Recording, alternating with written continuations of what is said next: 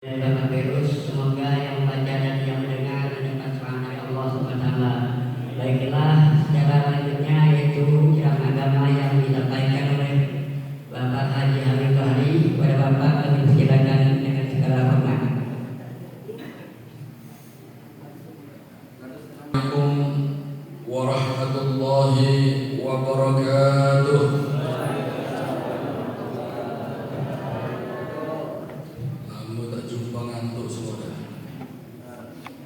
Assalamualaikum warahmatullahi wabarakatuh.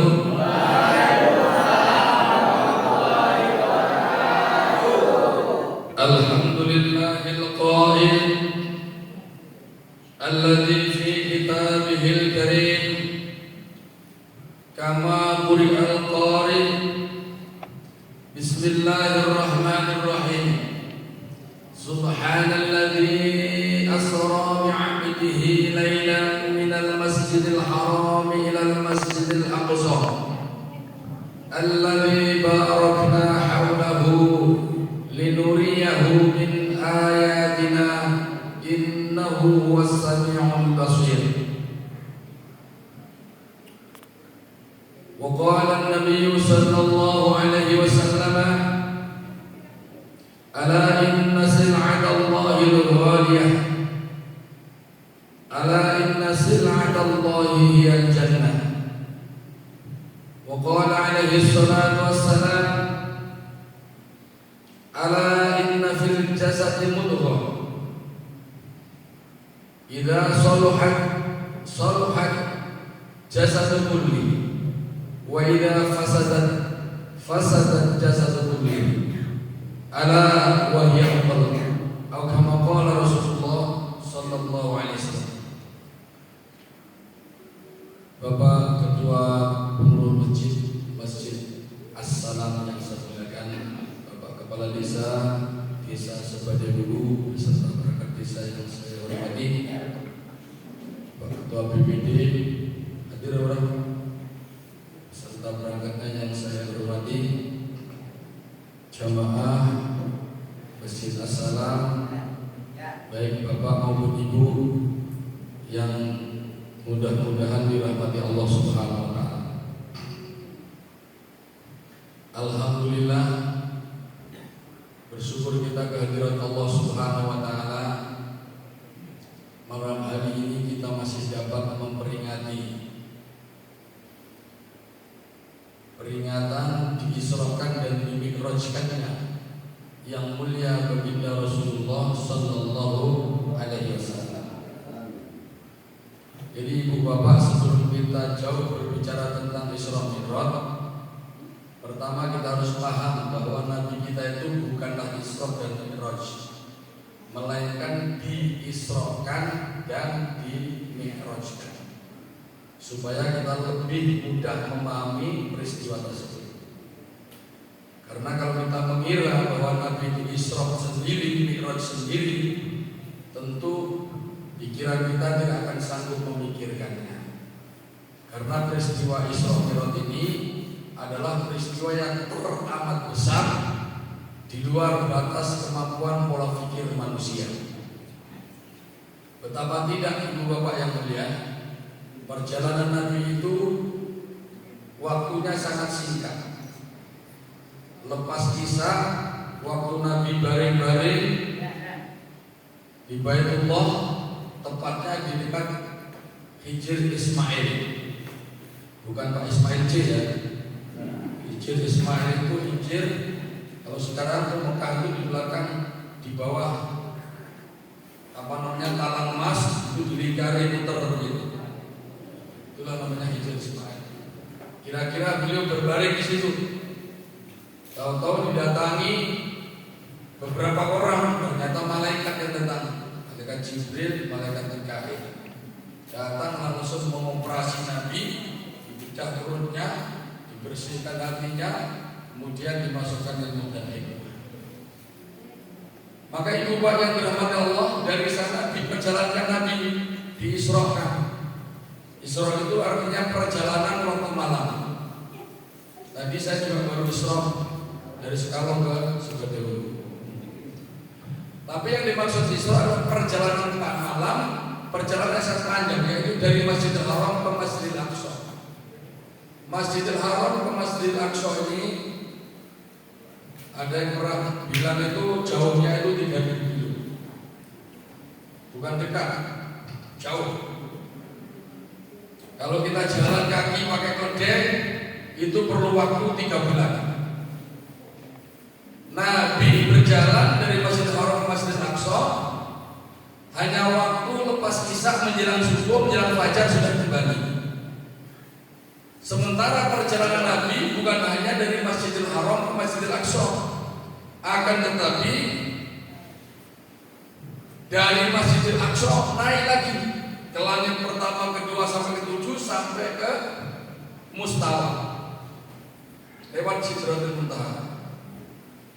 Jadi sebelum saya ceramah, karena Pak Imam juga duduk semua, pada sebelum saya juga kumpul duduk, cuma bedanya saya bersih.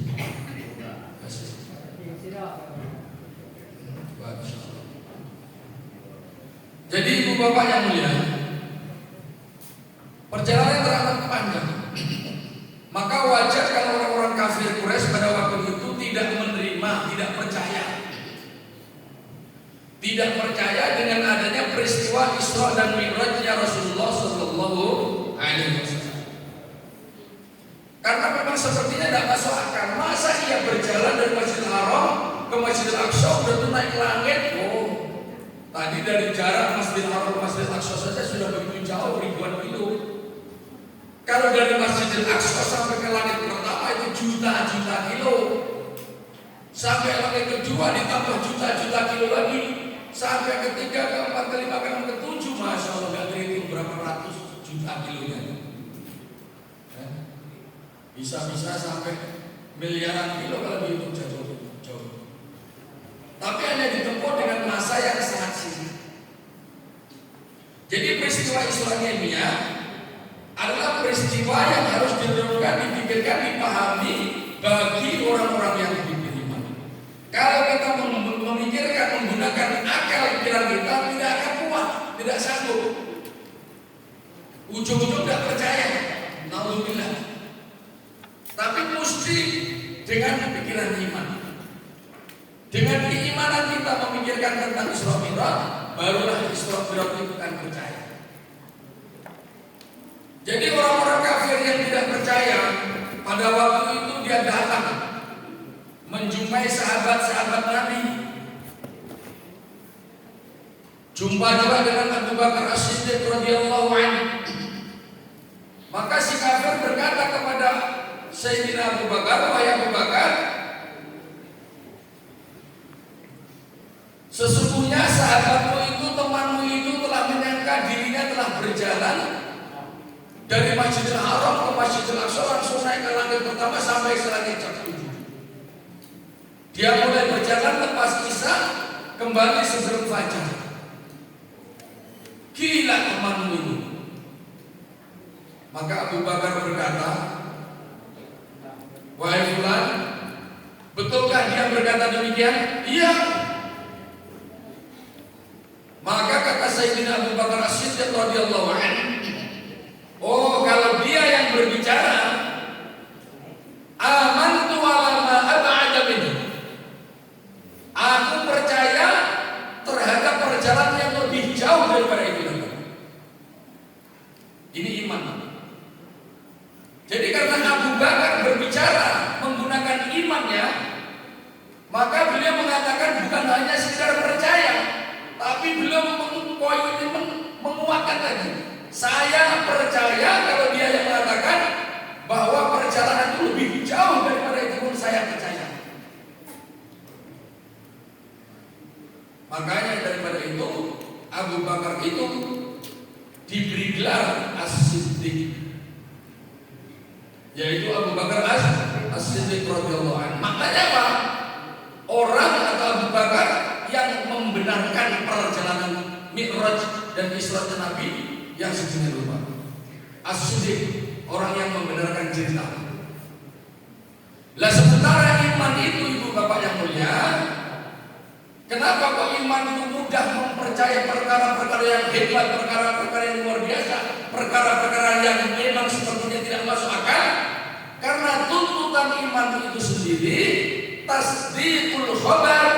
wa takdzibun nazar. Ini iman.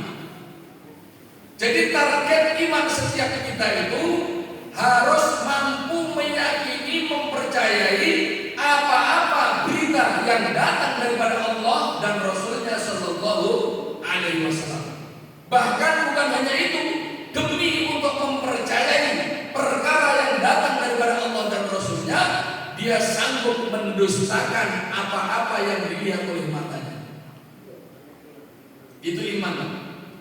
Jadi tuntutan iman itu membohongkan apa yang nyata dilihat oleh mata, meyakini apa yang tidak pernah dilihat oleh mata, yang disampaikan oleh Allah melalui Al-Quran dan oleh Rasulnya SAW melalui Al-Hadis.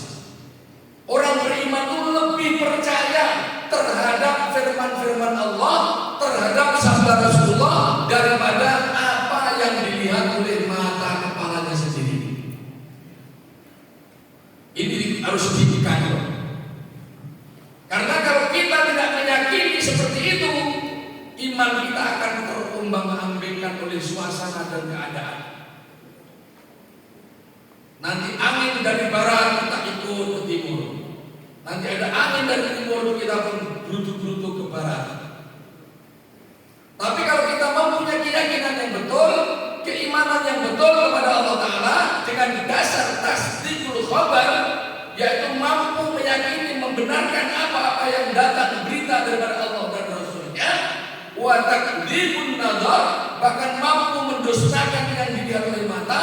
Inilah hakikat iman yang kuat, yang kokoh, yang tidak pernah akan terombang-ambingkan oleh suasana dan keadaan. Dan inilah yang harus kita usahakan. Dan inilah yang sedang kita peringati, yaitu meyakini terhadap perkara-perkara yang tidak pernah terbayang oleh pikiran kita, tidak pernah terlintas oleh pikiran kita, tidak pernah terlihat oleh mata kita, tetapi itu datang berita daripada Allah dan Rasulnya Sallallahu Alaihi Wasallam. Datang daripada Rasulullah langsung kepada mereka sahabat-sahabat dan orang-orang kafir Quraisy pada saat itu. Berita dari Allah tercantum di dalam Al-Quran dalam surat Al-Isra yang dibaca oleh Pak Maulid tadi. Itulah berita daripada Allah. Lah hadirin yang dirahmati Allah, dalam ayat itu tapi ada perkara yang sepertinya aneh, ajib. Apa ini? Firman Allah Ta'ala. Allah memulai dengan firman-Nya dengan mentakdiskan Allah, yaitu dengan kata-kata Subhanalladzi, Maha Suci Allah. Cerita yang disampaikan Allah tentang peristiwa Mi'raj adalah perkara yang benar, perkara yang tidak bercampur dengan kekotoran, bersih. Dan Allah membersihkan diri. Subhanalladzi asra, yang telah mengisrakan. Kemudian yang mengherankan apa? Lafaz berikutnya. Siapa yang diisrakan Allah? Siapa yang diisrakan Allah? Siapa Pak? Nabi kita Muhammad Sallallahu Alaihi Wasallam. Yang diisrakan adalah Muhammad Sallallahu Alaihi Wasallam, utusan Allah. Tetapi kenapa Allah berfirman dengan panggilan bi abdihi? Kok tidak bi Muhammadin atau bi Rasulihi? Kalau yang pas Allah berfirman Subhanalladzi asra bi abdihi, tidak begitu, tetapi Subhanalladzi asra bi Muhammadin atau bi Rasulihi. Tapi justru Allah berfirman dengan menggunakan lafaz bi abdihi, yang artinya yang telah memperjalankan hambanya. Ini ayat sekaligus untuk menolak keraguan orang-orang terhadap terjadinya peristiwa Isra itu sendiri. Kenapa? Karena yang namanya abdun atau hamba itu adalah kumpulan daripada jasad atau tubuh ini dan rohani dan jasad. Dan ini yang mereka pada orang-orang kafir yang percaya. Masa iya Muhammad bisa jalan sejauh itu, secepat itu? Sampai-sampai ada satu orang kafir yang kurang ajar, Dia datang langsung kepada Muhammad sallallahu alaihi wasallam dan bertanya, Muhammad, saya dengar kamu cerita begini ya. Kamu diisrokan, dimi'rajkan ya. Lepas Isya kamu berangkat dari Masjidil Haram ke Masjidil Aqsa, langsung kamu naik ke langit pertama sampai ke 7. Iya? Iya, kata Rasulullah. Betul, betul. Coba kamu berdiri Rasulullah. Coba kamu angkat kakimu sebelah. Diangkat kakinya sebelah. Kata si kafir lagi, angkat sebelahnya lagi. Disuruh ngangkat dua-duanya. Apa kata Rasulullah? Idza tasbut. Loh, kalau saya angkat dua-duanya nanti aku jatuh. Maka ini kafir ketawa, kepinggang meninggal, menghina, mengenyek, tidak percaya Nabi. Sambil berkata, wahai Muhammad, kau jangan menjadi pembohong seperti ini. Kalaulah kamu mengangkat kakimu dua-duanya sebentar saja nggak bisa kamu jatuh. Lama ini kamu mengatakan kamu Isra dari Masjidil Haram ke Masjidil Aqsa dan naik ke langit sampai langit 7 dalam masa yang begitu singkat. Gila kamu. Ada orang sebadelu yang begitu, yang tidak percaya dengan perjalanan Nabi. Ibu bapak yang dirahmati Allah, sekali lagi saya sampaikan bahwa untuk menerima cerita Isra Mi'raj ini menggunakan iman. Jangan menggunakan pikiran. Gak tembus pikiran dulu. Jadi menggunakan iman. Lagian Bapak yang mulia, Nabi itu tidak mengatakan bahwa saya berjalan sendiri, tapi diisrakan. Siapa yang mengisrakan? Siapa yang memperjalankan? Allah Subhanahu wa ta'ala. Loh, kalau Allah yang memperjalankan Nabi dari Masjidil Haram ke Masjidil Aqsa, dari Masjidil Aqsa ke langit pertama terus sampai ke langit 7, apa tidak mampu Allah? Tentu Allah mampu, karena Allah itu zat yang maha melaksanakan apa yang dikehendakinya. Fa'alu lima yurid. Dialah Allah zat yang maha bisa melakukan apapun yang diinginkan. Itu Allah. Dan kalau Allah berkehendak untuk melakukan sesuatu, sekecil apapun, sebesar apapun, seberat apapun, Allah tidak susah payah. Tidak seperti kita. Kalau kita mau membuat kursi perlu kayu sedikit, tapi kalau mau bikin rumah kayunya banyak. Betul. Kalau mau bikin jembatan tuh capek lagi, repot lagi, kerjanya juga harus, biayanya juga lebih banyak lagi, waktunya juga lama lagi, yang mengerjakan juga harus orang banyak. Makin besar pekerjaan, makin tenaganya lebih banyak diperlukan, biayanya juga banyak, bahannya juga lebih banyak lagi. Itu kalau manusia. Tapi kalau Allah berkehendak sesuatu, apapun yang diinginkan Allah, idza arada syai'an ay yaqula lahu kun fayakun. Betul? Betul Pak? Idza arada, ketika Allah berkehendak syai'an terhadap sesuatu, ay yaqula, maka Allah akan berkata, kun, jadilah kamu, fayakunu, maka langsung terjadi apa yang diinginkan Allah. Jadi Allah itu kalau menginginkan sesuatu, apa yang diinginkan disuruh jadi langsung jadi. Ketika Allah ingin ciptakan dunia, Allah ciptakan langit, 7 langit, 7 lapis bumi ini, Allah katakan pun jadi, nggak perlu lama-lama, langsung jadi. Loh, untuk memberangkat Muhammad sallallahu alaihi wasallam dari Masjidil Haram ke Masjidil Aqsa, dari Masjidil Aqsa sampai ke langit ke-7, sampai ke Sidratul Muntaha, sampai ke Mustawa, sampai menghadap Allah, sangat-sangat bisa, sangat-sangat mampu. Itu iman.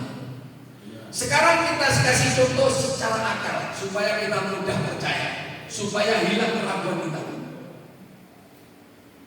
Saya ini Pak, kalau orang sebadelu ini Pak Kades, mungkin saya orang yang paling pembela dalam perjalanan. Ya Pak Ji ya. Ada nggak kira-kira yang melebihi saya jalannya jauh? Belum ada. Karena saya ini tinggal di sini di Ulugan, sudah berangkat ke 9 negara, ya kan?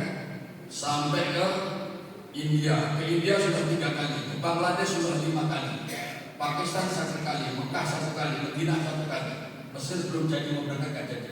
Singapura mungkin sudah 7-9 kali, Malaysia, Thailand juga sudah berkali-kali, Jakarta, Bogor, Bandung sekitarnya sudah berkali-kali.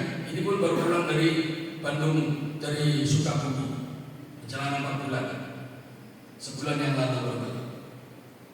Ini saya cerita supaya kita lebih mudah meyakini peristiwa Isra dan Mi'raj. Ketika saya kemarin berangkat dari Indonesia,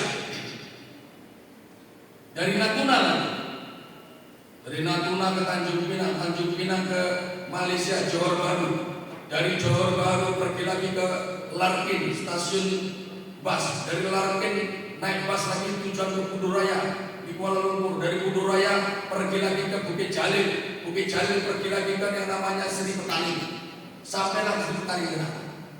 Nunggu beberapa hari di kawan, balik lagi ke Bandara Seri Petani, kemudian berangkat ke Dhaka. Dhaka itulah Bandara Internasional Bangladesh. Dari sana kami jalan-jalan selama berapa? 40 hari, bahkan 4 bulan. Udah itu balik lagi ke Malaysia, Malaysia ke Johor, Johor langsung ke Tanjung Pinang, Tanjung Pinang ke Natuna lagi. Perjalanan 4 bulan. Ternyata Bapak yang mulia, waktu saya berangkat ada 1 ekor semut yang dilinap masuk di tas saya itu.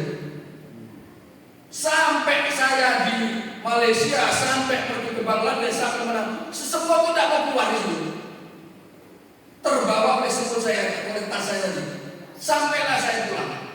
Begitu pulang, maka semut dengan bangganya dia cerita, "Oh, ya, aku ini baru balik dari Bangladesh.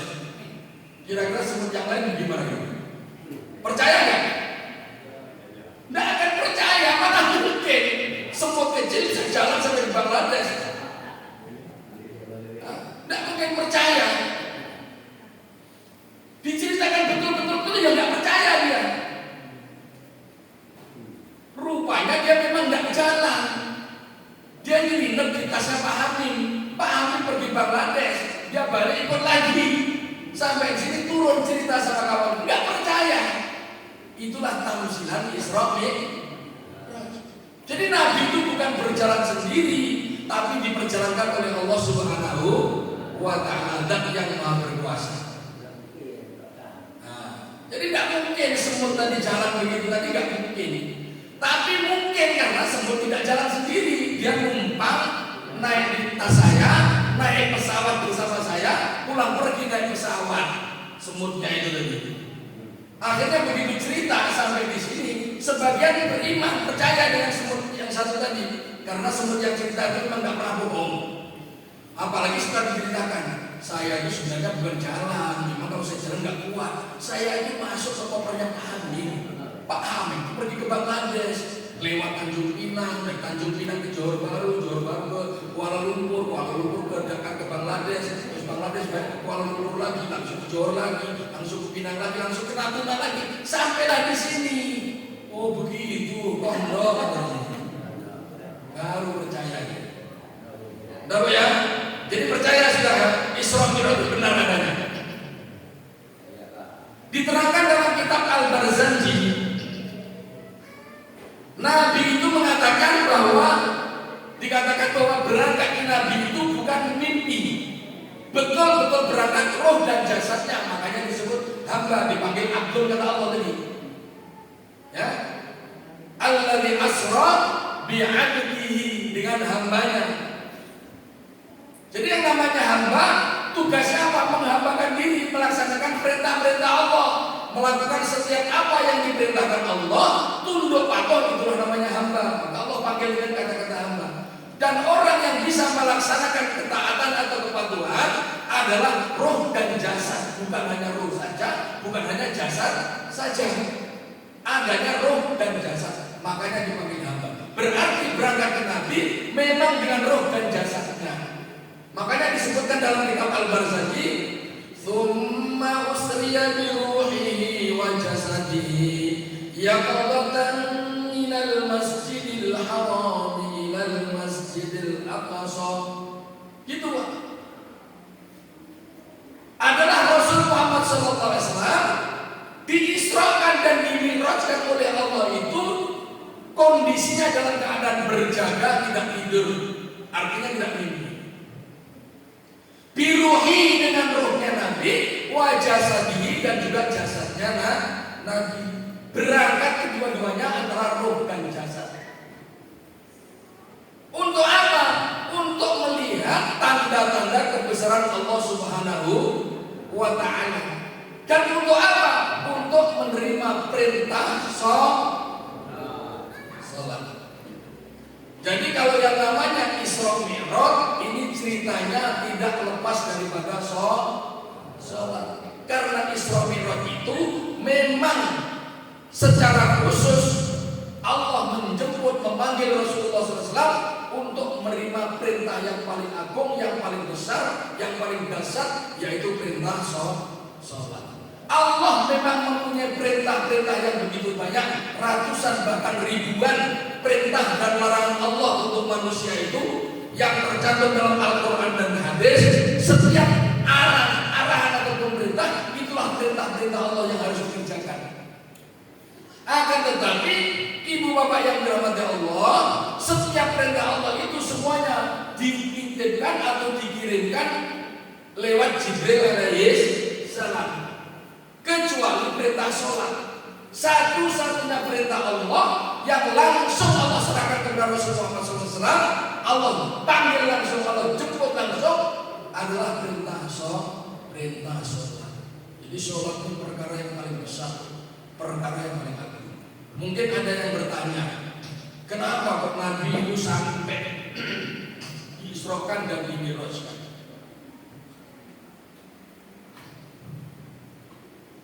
Kenapa ini?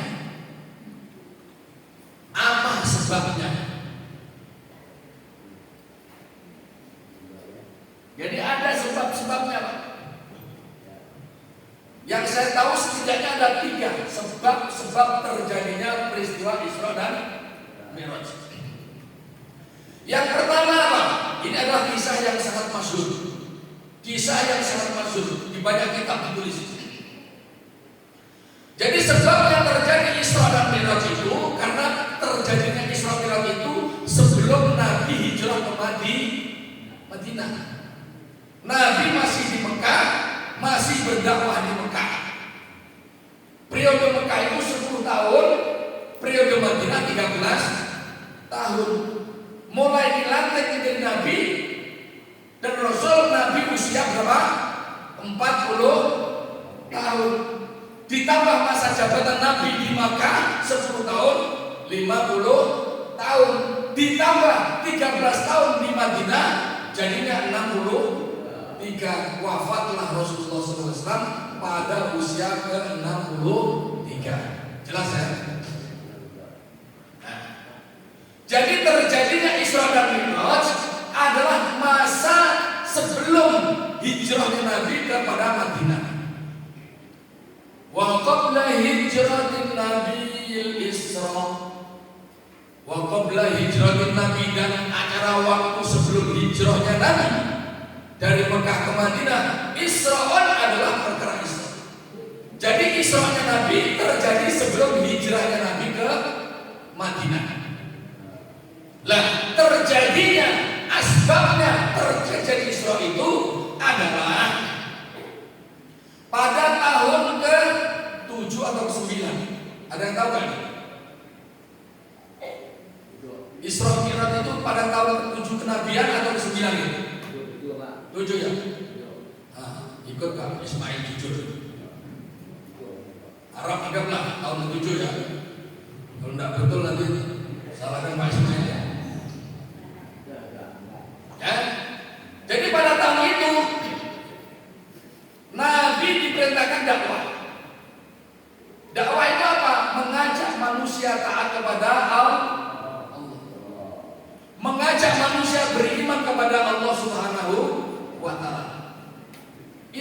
tugas Nabi. Jadi perintah yang pertama kali dalam Islam itu adalah dakwah.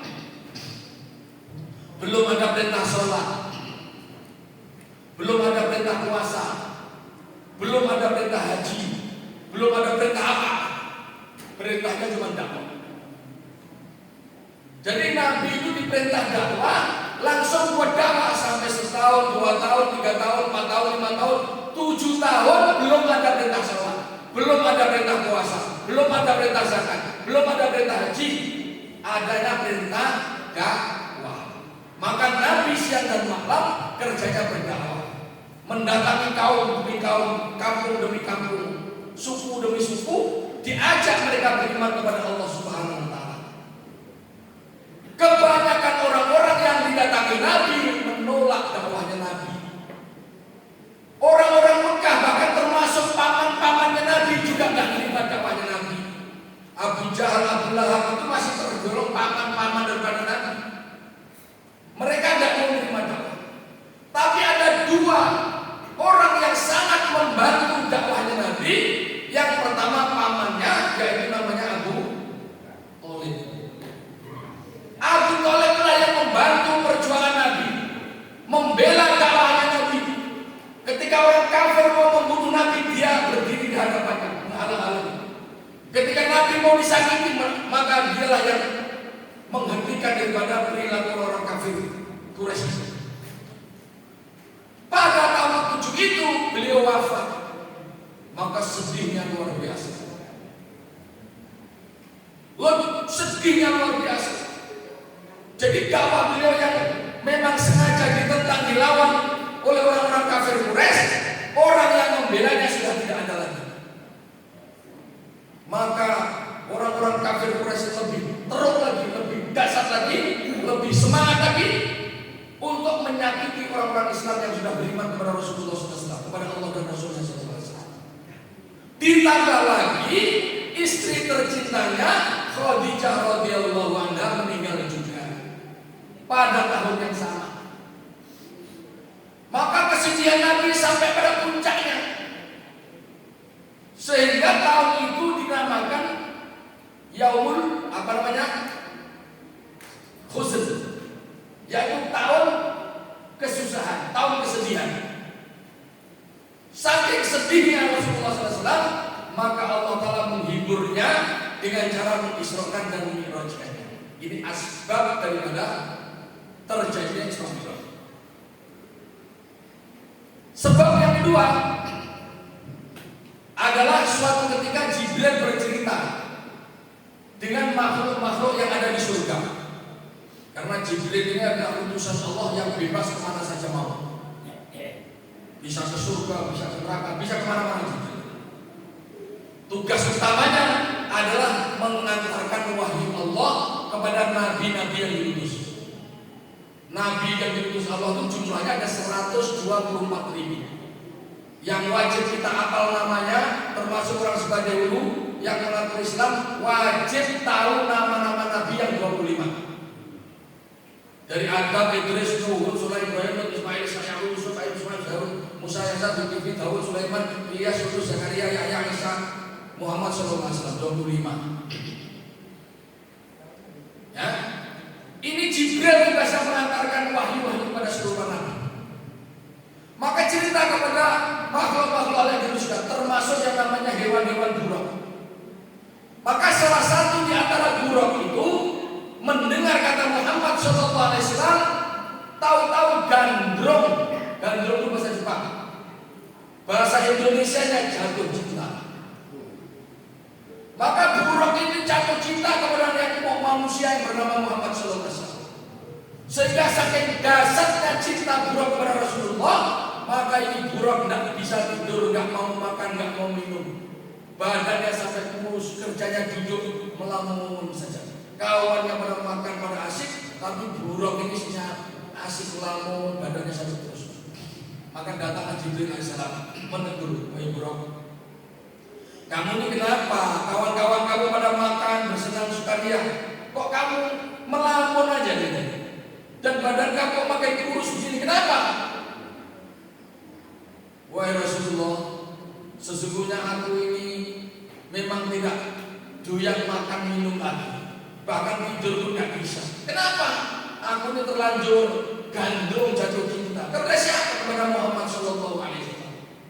Engkau kan dekat dengan Allah. Mbok ia sampaikan keinginanku kepada Allah supaya aku bisa berjumpa dengan yang namanya Muhammad Sallallahu Alaihi Wasallam. Tak gitu tak sampaikan, disampaikan kepada Jibril. Akhirnya terjadilah peristiwa Isra Mi'raj, dan akhirnya Buraq ini betul-betul dijumpakan oleh Allah kepada Rasulullah Muhammad SAW. Bukan hanya berjumpa, bahkan diberikan tugas untuk menggendong Rasulullah Muhammad SAW dari Masjidil Haram ke Masjidil Aqsa. Dan naik langit ya, dari Masjidil Haram ke Masjidil Aqsa saja. Maka akhirnya dari situ Rasulullah naik bersama Jibril dengan menggunakan tangga yang tidak tahu saya pun bentuknya gimana, yang terbuat dari nur, bersama Jibril sampai lekat Sidratul sampai ke Mustawah.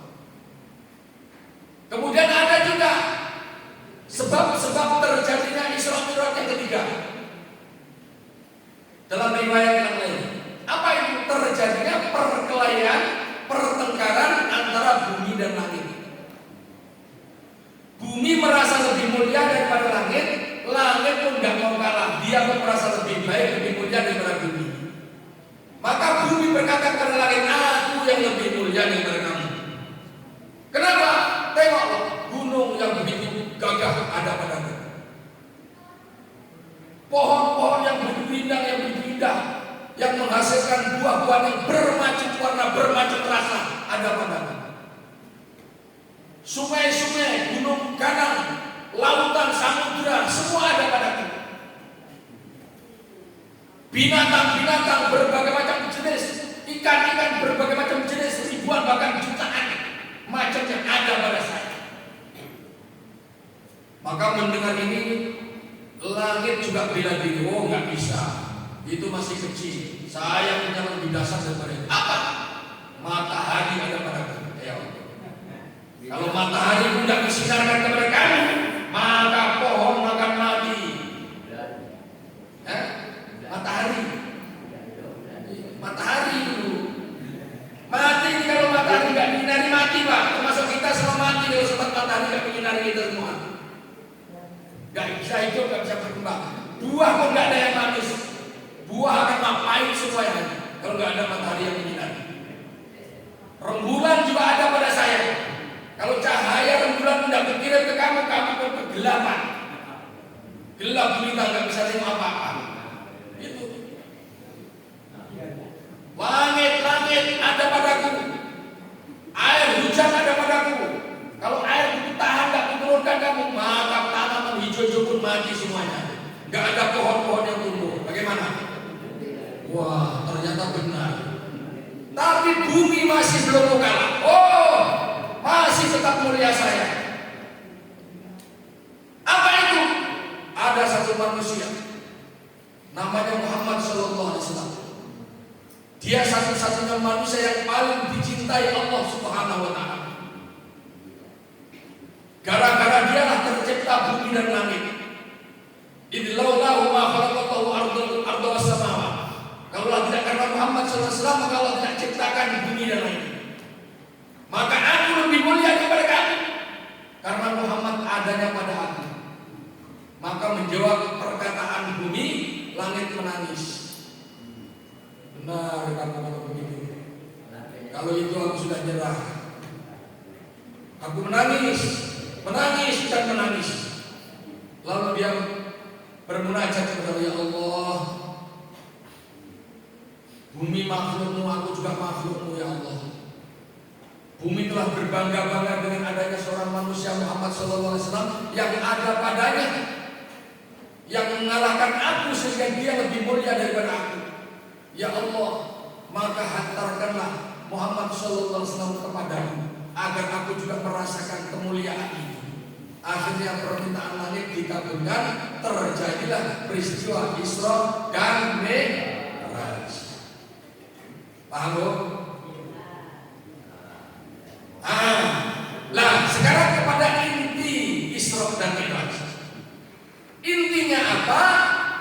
ketiga adalah cerita menerima perintah sholat.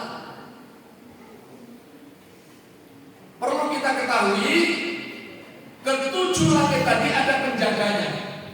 Langit pertama ditempati oleh Adam alaihissalam. Langit kedua ditempati oleh Isa alaihissalam. Langit ketiga ditempati oleh siapa ya? Langit ketiga ditempati oleh Nabi Musa alaihissalam. Bukan. Allahumma sholli ala Rasulullah. Nah, keempat Idris alaihissalam. Kelima Nabi Harun alaihissalam. Keenam Nabi Musa alaihissalam. Langit ketujuh ditempati Ibrahim alaihissalam. Maka ketika Rasulullah dan Jibril sudah menghadap Allah, menerima perintah sholat untuk dilaksanakan oleh Rasulullah dan seluruh umatnya sampai kepada kita semua. Ibu tahu perintah sholat berapa kali yang diperintahkan Allah? 50 kali. Perintah sholat itu tadinya 50, bukan 5 kali. Maka Rasulullah menerima itu perintah sholat. Turunlah dia. Langit ke-7, langit ke-6.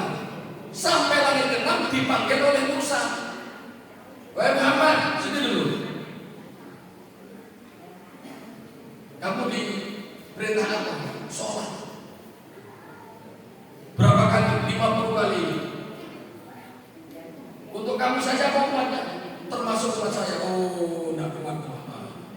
Umat itu tidak mungkin kuat. Apalagi yang tinggal sebagai lurah.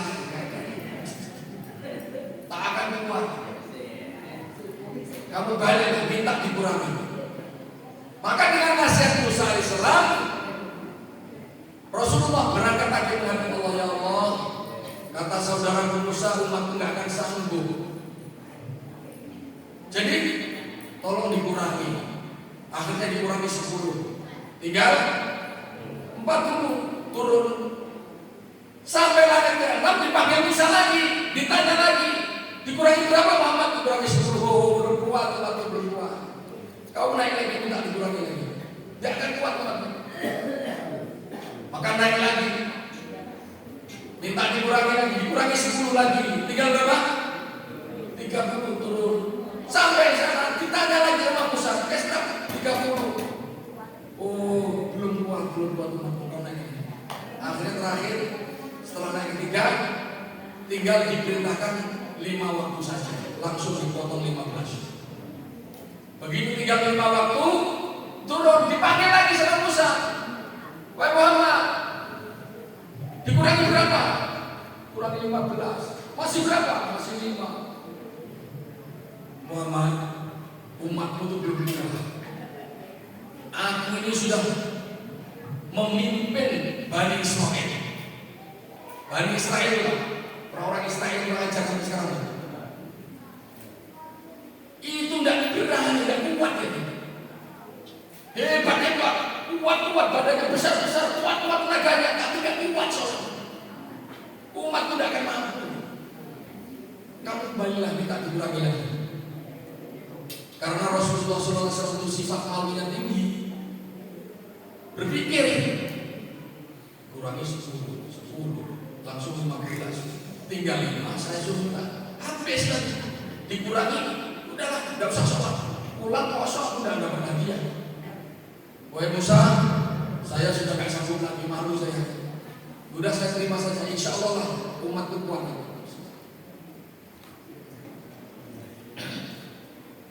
Insya Allah umatku kuat. Bu, ternyata umat Nabi hari ini sampai hari ini ya masih banyak yang belum kuat. Sholat 5 waktu tuh masih banyak yang belum kuat. Ada yang 4 waktu, ada yang 2 waktu, maghrib isya, ada yang 2 waktu, maghrib subuh, Ada yang 3 waktu, maghrib, isya, subuh, zuhur, asar hilang. Ya, kenapa kok zuhur, asar rata-rata hilang? Karena alasan sibuk kerja. Bahkan ada cuma waktu ingat saja, waktu hati senang saja. Hati senang sholat, hati susah tidak mau sholat. Masih banyak seperti itu. Kenapa ini kok masih ada umat yang seperti ini? Karena belum duduk dalam majelis, belum duduk mendengarkan ceramah Isra Mi'raj. Kalaupun pernah duduk, gak pernah dijelaskan dengan detail. Kalaupun sudah dijelaskan, gak pernah dengarkan dengan tawajuh. Itu masalahnya. Makanya malam ini saya minta para jamaah sekalian, ibu bapak yang mulia, duduk dengan tawajuh, dengarkan dengan tawajuh. Mudah-mudahan selepas ini nanti semua kita, kalau ada yang belum kuat melaksanakan sholat 5 waktu dalam sehari semalam, insya Allah mulai besok dikerjakan sampai mati 5 waktu minimal dalam sehari semalam. Syukur nanti kalau kuat ditambah tahajud, syukur kalau kuat ditambah duha, syukur kalau kuat ditambah witir, syukur kalau kuat ditambah sholat tasbih, syukur kalau kuat ditambah sholat taubah, syukur kalau kuat setiap mempunyai hajat sholat hajat dulu, istikharah dulu, gitu. Minimalnya 5 waktu, jangan pernah dikorupsi lagi. Insyaallah ya. Ini. Jadi perintah sholat itu perintah yang sangat luar biasa.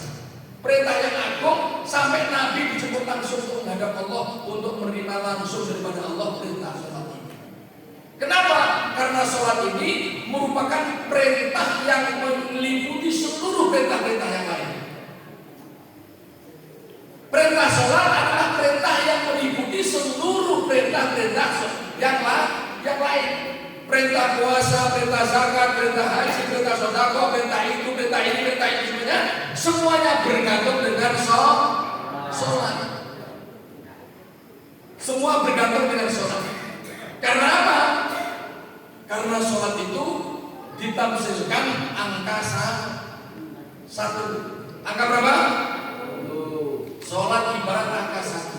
Sementara perintah-perintah yang lain angka 0 alias kosong. 01 nilainya berapa? 0. Kalau 0-nya ditambah 10 nilainya berapa?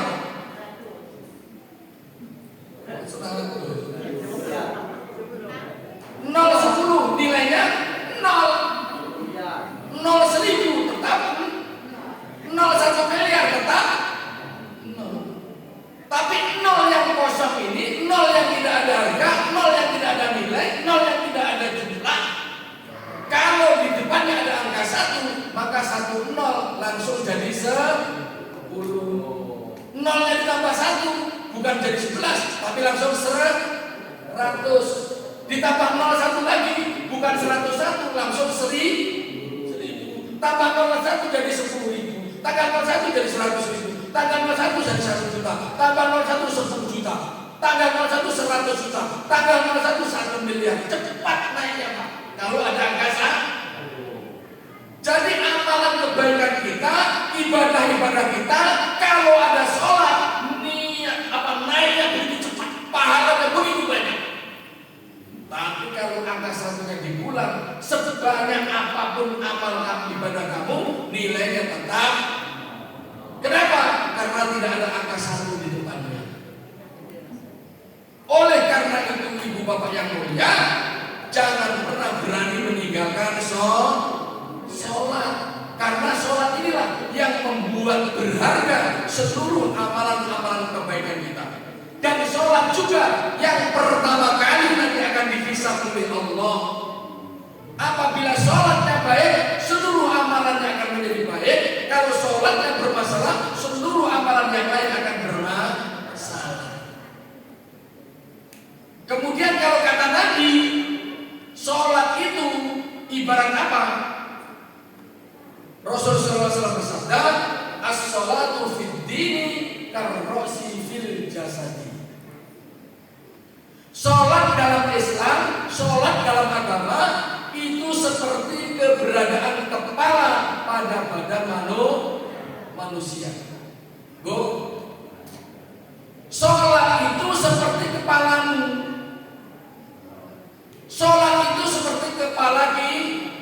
kita. Kalau kita tidak punya kepala pasti mati. Kok ada orang berjalan tanpa kepala, itu pasti hantu. Karena tidak ada manusia yang tidak punya kepala. Mungkin manusia nggak punya tangan sebelah, atau mungkin nggak punya tangan dua-duanya. Bahkan mungkin manusia nggak punya tangan dua, nggak punya kaki sebelah. Bahkan mungkin manusia nggak punya dua tangan, nggak punya kaki. Pernah coba? Saya pernah coba.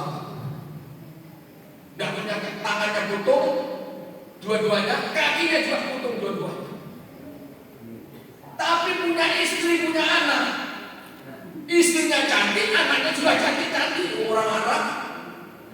Waktu saya pergi haji tahun 2004, jumpa itu di gereja, apa namanya, semacam tempat kulkas itu, yang untuk jalan-jalan kan ada rodanya itu. Dia duduk di situ.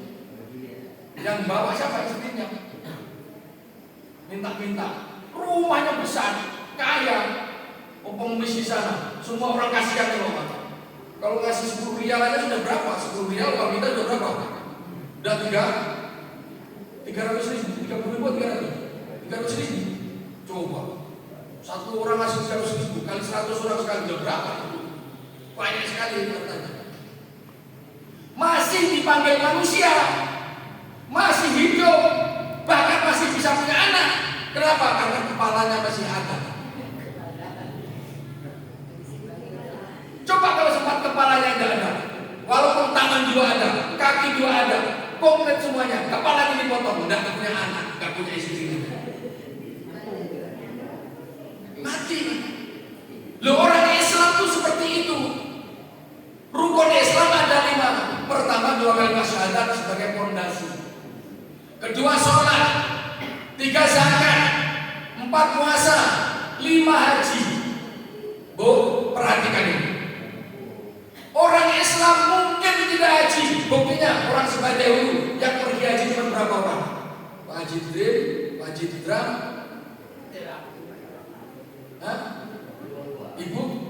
Ibu Zaitun, Ibu Norma, siapa lagi? Cuma itu. Baru 4 orang dari berapa ratus orang? Kenapa? Karena tidak mampu. Kalau yang mampu tidak mau berangkat, berdosa. Saya ini tidak mampu Pak, memang tidak pernah punya duit 50 juta. Dan kebunmu harganya 100 juta, jual kebunmu itu. Tapi kalau udah dijual nggak laku, nggak berdosa. Tapi kalau masih punya harta yang kalau dijual ratusan juta, wajib pergi haji. Tapi kalau memang tidak mampu, tidak wajib, tidak pergi juga nggak apa-apa, nggak berdosa. Ini orang Islam. Artinya haji boleh ditinggal karena tidak mampu, karena syarat pergi haji man istata'a ilaihi sabila. Bagi yang mampu perjalanan yang sah. Kalau tidak mampu tidak wajib. Yang kedua, puasa. Mungkin ada orang Islam yang tidak puasa, bahkan masih banyak. Ya, Islam yang berajar. Kalau Islam yang benar, mungkin juga ada. Kenapa? Karena mundur. Karena mempunyai penyakit, saya tidak tahu penyakit apa. Kata dokter, kamu tidak boleh puasa. Kalau puasa kamu mati. Ini orang seperti ini boleh tidak puasa dengan cara membayar fidyah. Kalau dia mampu, kalau tidak mampu tidak bayar fidyah, nggak apa-apa, nggak puasa. Karena apa? Memang tidak ada kekuatan, adanya lemah. Tapi kalau waktu masih kuat, ya wajib puasa, nggak boleh tinggal. Artinya kemungkinan masih ada orang Islam nggak haji, nggak puasa. Artinya sudah nggak punya tangan dua-duanya, ya kan? Kemudian yang ketiga apa? Zakat. Masih mungkin bahkan besar kemungkinan orang Islam nggak zakat. Kenapa? Karena hartanya nggak mencukupi 1 nisab. Orang yang tidak cukup 1 nisab hartanya nggak berkewajiban zakat, bahkan boleh menerima zakat. Jadi orang Islam boleh tidak zakat karena memang tidak mampu. Kalau mampu tidak bayar zakat, berdosa. Seluruh hartanya jadi haram gara-gara nggak dibayar zakatnya. Karena tujuan zakat adalah untuk membersihkan harta yang ada, untuk membersihkan harta dan jiwanya. itu zakat. Makanya zakat itu harus dibayar bagi yang mencukupi nisab. Yang tidak cukup tidak zakat. Putus lagi kaki saja, tangan dua sudah hilang, kaki satu hilang pula. Boleh gitu. Tapi yang penting sholat. Sholat adalah perkara yang tidak boleh tinggal. Kenapa? Karena sholat bagaikan kepala. Kalau sempat sholatnya ditinggal, langsung pada saat itu kepala putus. Kepalanya pun putus. Artinya sudah mati. Makanya sholat itu pembeda antara iman dan kekufuran. Orang yang mengingkari wajibnya sholat saat itu juga jatuh kepada kekufuran alias kafir. Makanya bahayanya sholat itu seperti itu. Sementara keuntungan sholat luar biasa. Kalau orang yang menjaga sholat, maka sholat ini nanti di akhirat akan menjaga dia, akan membawa dia masuk dalam surga. Orang yang menjaga sholat, sholatnya akan menjadi cahaya, penerang dalam kuburnya. Orang yang menjaga sholat 5 waktu dengan baik, Allah berikan 5 kemuliaan. Pertama, Allah akan berikan keberkahan rezekinya, atau Allah akan hilangkan kesempitan rezekinya. Maka orang yang mengeluh kekurangan terus, cari duit susah, cari makan susah, kemungkinan besar sholatnya ini nggak betul. Kalau sholatnya betul, dijamin, Allah akan jamin keberkahan rezeki akan ada. Rezeki berkah itu maksudnya bagaimana? Mencarinya mudah, digunakan mencukupi. Itu rezeki yang mudah. Bahkan sampai nggak nyari pun. Ada kan orang yang tidak pernah nyari duit tapi duit punya terus, ya kan? Ada orang yang mati-matian dari duit dia dapat habis, susah terus. Makanya jaga sholat dengan baik-baik. Allah akan hilangkan dijur rizki, yaitu sempitnya rizki. Yang pertama. Yang kedua, Allah akan hilangkan azab kubur. Ibu bapak yang mulia, kubur di belakang kita ini tanahnya sama, ukurannya juga sama, 1x2 ukurannya. Tetapi hadirin yang mulia, keadaan kubur itu akan berubah 180 derajat tergantung dengan orang yang dimasukkan ke dalamnya. Kalau orang meninggal dunia menjaga sholat dengan baik, amalannya dipelihara, masuk dalam kubur yang sempit, langsung pada saat itu begitu sudah ditutup, kubur meluas sejauh mata memandang. Kuburnya luas seluas-luasnya. Allah akan tumbuhkan taman-taman yang indah, hiasan-hiasan yang cantik, bahkan hidangan-hidangan yang sedap. Sehingga orang yang masuk dalam kubur setahun, 2 tahun, 10, 20, 100 tahun, 1000 tahun, terasanya cuma sebagaimana setengah malam bagi pengantin baru. Pengantin baru itu perasaan sebentar sudah subuh, ya kan? Gak tahu kenapa. Orang yang masuk kubur, kalau imannya betul, amalnya soleh, terutama sholat 5 waktu dijaga dengan baik, masuk dalam kubur yang sempit meluas sejauh mata memandang. Azab kubur akan dihilangkan. Karena Bapak yang mulia, kalau orang-orang yang masuk ke dalam kubur tadi, orang yang meninggalkan sholat, bukan hanya 1x2, bahkan akan merapat lagi. Kuburnya akan menghimpit sehingga tulang rusuk kanan dan kiri akan saling bersilangan karena dihimpit oleh kubur itu. Bukan hanya itu, Allah akan masukkan ke dalam kuburnya ular besar yang bernama Sujaul Aqrab. Kepalanya botak, racunnya luar biasa, matanya terbuat dari berapi, kalau melotot bisa mengeluarkan api. Kukunya terbuat daripada besi yang panjang kukunya perjalanan 1 hari. Kalau 1 hari jalan dari sini ke sana tembus berapa? Tembus kira-kira segitulah panjangnya kukunya. Maka dengan kuku itu memukuli orang-orang yang sudah mati dalam kubur. Setiap satu pukulan ambles ke bumi sejauh 70 hasta sama dengan 35 meter. Itu ular sambil pukul sambil memekik. Amara Rabbi an adribuka bi annaka tatruku sholatal fajr hatta dhuhr. Rabbu telah memerintahkan aku untuk memukul kamu karena kamu suka meninggalkan sholat subuh sampai terbit matahari. Sholat subuh kamu tinggalkan, dipukul terus sampai waktu dulu.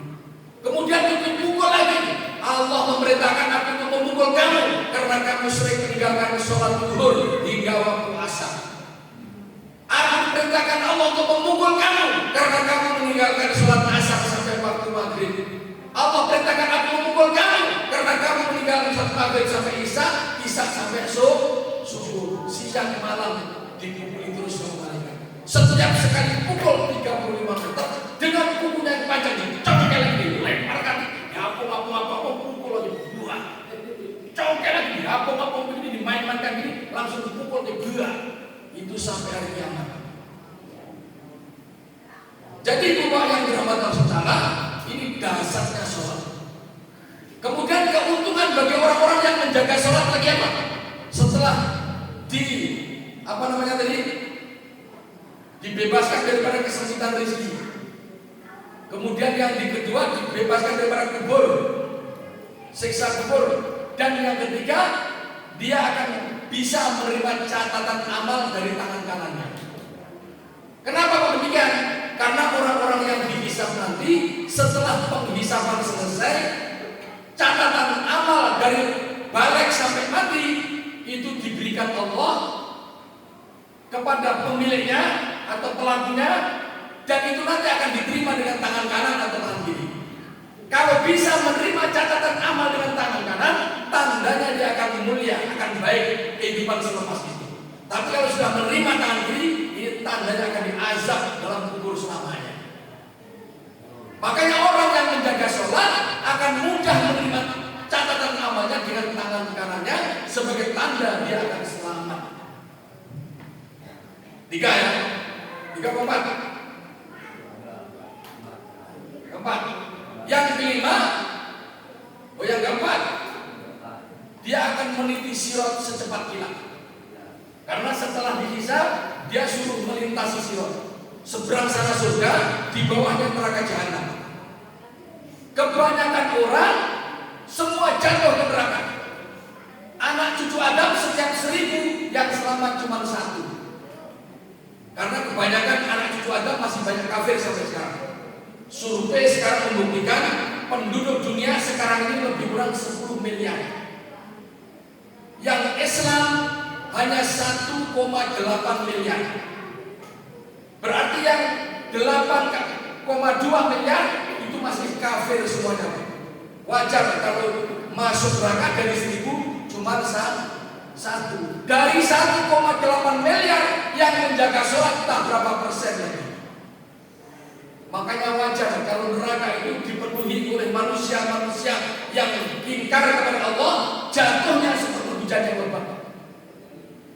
Makanya kita perlu menjaga sholat supaya Allah selamatkan kita dari azab tersebut, sehingga kita dapat melintasi titian sirat secepat kilat, sampai langsung masuk surga. Allahumma amin. Dan yang terakhir, ini yang paling menguntungkan. Kalau bapak-bapak dan ibu-ibu mampu menjaga sholat 5 waktu dengan baik, tertib waktunya, apalagi sholatnya dengan berjamaah di masjid, bagi laki-laki yang wanita di rumah. Saya mau ke masjid juga Pak, nggak apa-apa. Kalau memang mau ke masjid silakan, nggak ada yang larang. Tidak boleh dilarang ibu-ibu sholat di masjid, tapi perlu diketahui perintahnya juga tidak ada. Nabi tidak pernah perintah wanita sholat di masjid. Abu Bakar nggak pernah perintah, Umar nggak pernah perintah, Utsman nggak pernah perintah, Ali nggak perintah, sampai para ulama nggak ada yang perintah wanita sholat ke masjid kecuali hari raya. Raya memang diperintahkan wanita-wanita. Ini. Jadi perintah sholat bagi wanita cukup di rumah, dan pahalanya sama dengan mendapatkan pahala berjamaah. Apalagi kalau menyuruh suaminya, bang, itu sudah ada, cepat ke masjid sana. Ini bajunya, ini sarungnya, ini topinya. Maka istri istri yang seperti ini, dia mendapat bonus lagi. Dia mendapatkan pahala sempurna, pahala suaminya, dia juga mendapat pahala sempurna sholat di rumahnya. Double bagi seorang istri yang mempersiapkan pakaian suaminya, mengingatkan suaminya untuk berangkat sholat berjamaah di masjid. Jadi orang-orang yang mampu menjaga sholat 5 waktu dengan baik, nanti keuntungan yang paling bagus adalah dia akan masuk surga tanpa dihisab. Bapak Ibu tahu nggak berapa tahun penghisapan itu? Di dalam satu riwayat, di padang mahsyar seluruh manusia dikumpulkan dari zaman Adam sampai manusia yang terakhir lahir di dunia ini kumpul jadi satu di tempat yang luas namanya padang mahsyar. Itu lamanya 50.000 tahun. Hisab itu selama itu. Tetapi bagi kita yang diberikan taufik oleh Allah menjaga sholat 5 waktu dengan baik, tidak pernah meninggalkan sholat, melaksanakan dengan penuh keikhlasan, dengan penuh kesadaran, maka dia kalau mati nanti dia langsung masuk surga tanpa dihisab, gak perlu lewat penghisaban lagi. Maka daripada itu, ibu bapak-bapak yang dirahmati Rasulullah, dengan melalui peringatan Isra dan Mi'rajnya Rasulullah SAW malam ini, mari sama-sama kita niatkan betul-betul setiap diri daripada kita menjaga sholat 5 waktu. Perintahkan kepada anak-anak kita. Bahkan di dalam ilmu fikih, di dalam beberapa kitab fikih sama. Orang tua harus mengajar, mendidik, menyuruh anaknya sholat dari batas usia 7 tahun. Laki ataupun wanita, anak yang sudah umur 7 tahun harus sudah mulai sholat. 7 tahun, 8 tahun, 9 tahun ditegaskan lagi. Kalau perlu dikasih hadiah kalau sudah sholat. Kalau tidak pakai sholat, boleh dipukul. Tapi tunggu dulu, mukulnya jangan umur 9 tahun. Ya, kata kitab fikih boleh memukul anak, bahkan disuruh supaya anak kandungmu itu kamu pukul ketika dia tidak mau sholat sementara umurnya sudah 10 tahun. Jadi anak laki dan perempuan yang sudah umur 10 tahun kalau tidak mau sholat itu harus dipukul oleh orang tuanya. Untuk apa? Tak dibagi lagi untuk memberikan pendidikan kepadanya supaya dia tidak berani meninggalkan sholat. Nanti bagaimana Pak? Sekarang laporkan polisi, laporkanlah. Karena itu perintah Allah. Nah ini.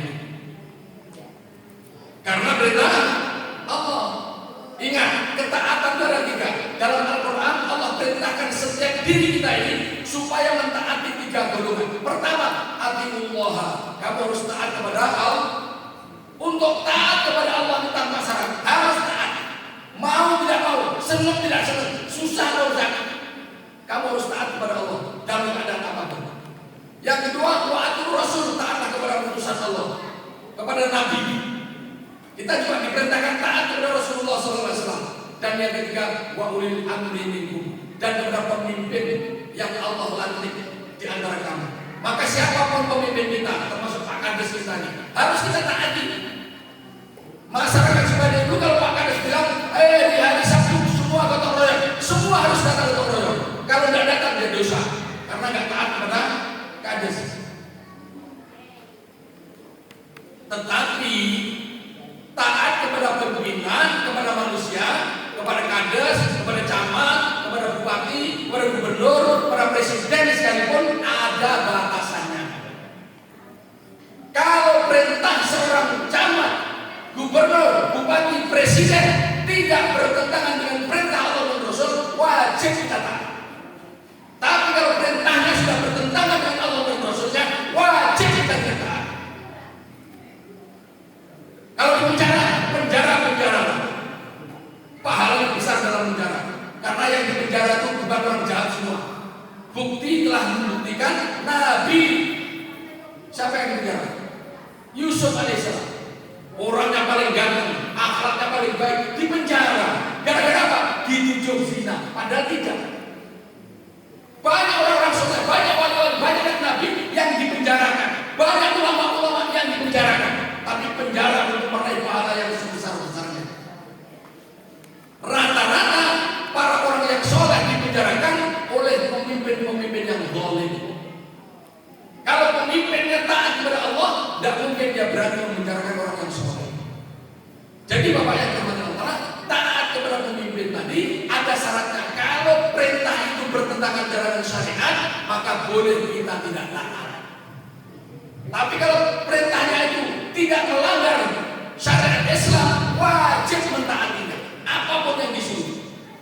Bahkan dalam hadis, kamu harus taat kepada pemimpin walaupun pemimpin itu datang dari Habsyi sana. Habsyi itu negara yang terkenal orangnya paling tidak ganteng, orangnya hitam-hitam, kecil-kecil, terus kadang-kadang urapan. Bahkan kata Nabi tambah lagi, orang Habsyi yang hitam seperti itu plus kepalanya sebesar kismis. Kismis itu anggur yang kecil. Kalau seandainya Pak Lurah kita itu bentuknya hitam, hidungnya puesek, rempes, jalannya pincang, udah kepalanya kecil, bibirnya sengit, itu pun kita wajib taat pada kades seperti itu. Paham? Syaratnya kalau perintahnya tidak bertentangan dengan Allah dan Rasul. Tapi kalau bertentangan dengan Allah dan Rasul, kita wajib taat. Penutup, karena sebentar lagi kita akan pemilu. Nah ini hati-hati, ini jarang yang dipahami oleh masyarakat kita. Memilih pemimpin ini bukan sekedar nyoblos paku blus selesai masalah, tidak.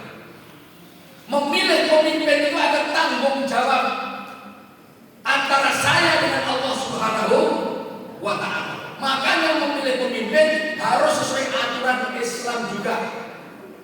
Kalau kita tidak memilih pemimpin tidak sesuai dengan aturan Islam, maka kita akan berdosa.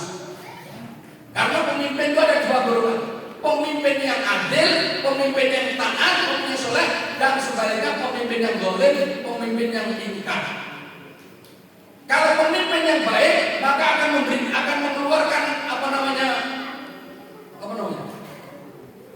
perintah-perintah, arahan-arahan ataupun keputusan-keputusan yang baik yang tidak bertentangan dengan Allah dan Rasulullah.